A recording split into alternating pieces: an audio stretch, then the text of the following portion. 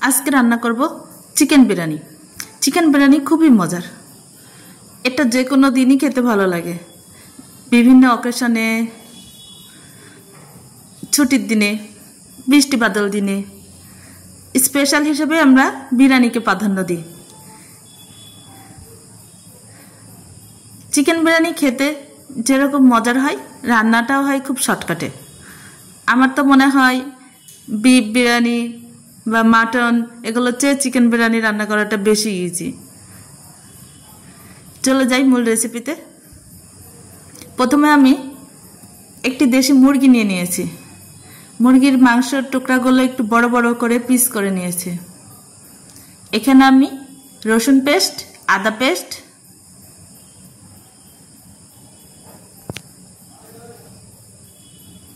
মরিচের গুঁড়ো, আমি ঝাল ঝাল বিরিয়ানি রান্না করবো, এর জন্য মরিচের গুঁড়োর পরিমাণটা একটু বেশি পরিমাণ দিয়ে দিলাম। ধনিয়ার গুঁড়ো, জিরার গুঁড়ো,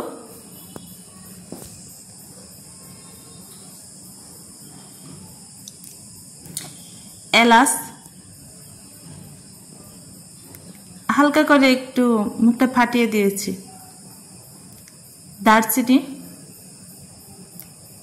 রাঁধুনি মিক্স মশলা, বিরিয়ানির মশলা, লবণ দিয়ে এগুলো ভালো করে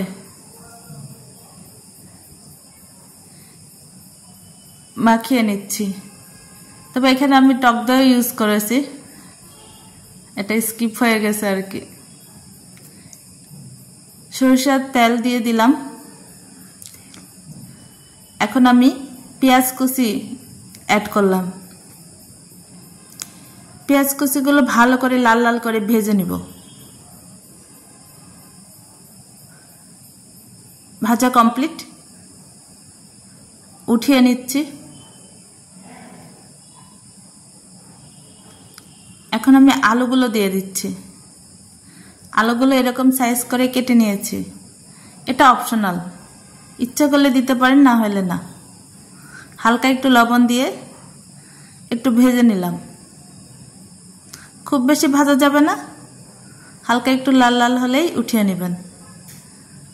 আবারও পেঁয়াজ কুচি অ্যাড করলাম। পেঁয়াজ কুচি যখন মিডিয়াম ভাজা হবে অর্ধেক, তখন আমি মাংসগুলো দিয়ে দিচ্ছি।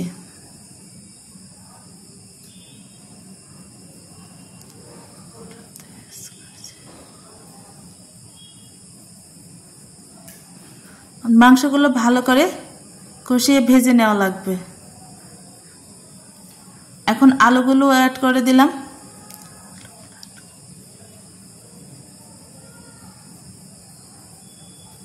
হালকা একটু পানি দিয়ে দিলাম।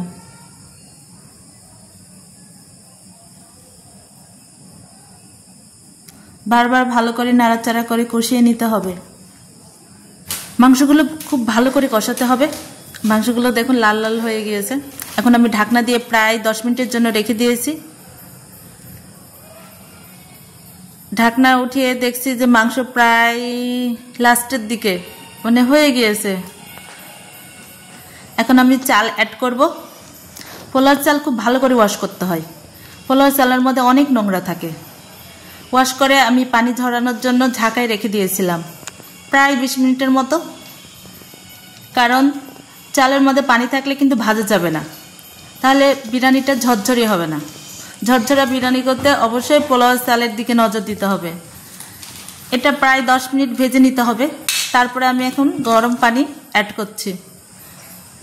পানিগুলো খুব ভালো করে হিট করে রেখে দিতে হবে। চালের তুলনায় পানি ডাবলের কিছুটা কম লাগবে।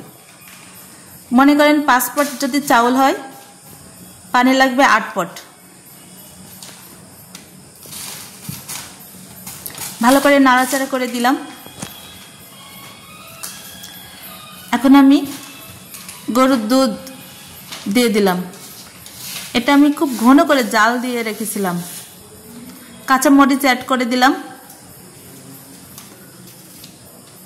এই তো বিরিয়ানির পানিগুলো প্রায় শুকিয়ে এসেছে।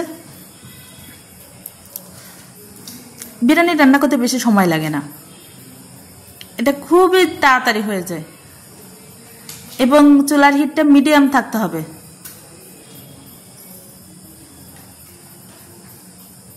এই তো আমার রান্না প্রায় শেষের দিকে। দেখে মনে হচ্ছে বিরিয়ানিটা ঝরঝরি হয়েছে এবং খুবই টেস্টি হবে। আমি একটু চেক করে নিব চালটা ফুটেছে কিনা। চালটা পুরোপুরি ফুটে গিয়েছে। খাওয়া রেডি, মানে খাওয়া শুরু। ওকে, ভালো থাকবেন সবাই। এভাবে রেসিপিটা বাসায় রান্না করবেন, আমার মনে হয় খেতে ভীষণই ভালো লাগবে। আবার দেখা হবে নতুন কোনো রেসিপি নিয়ে। আল্লাহ হাফেজ।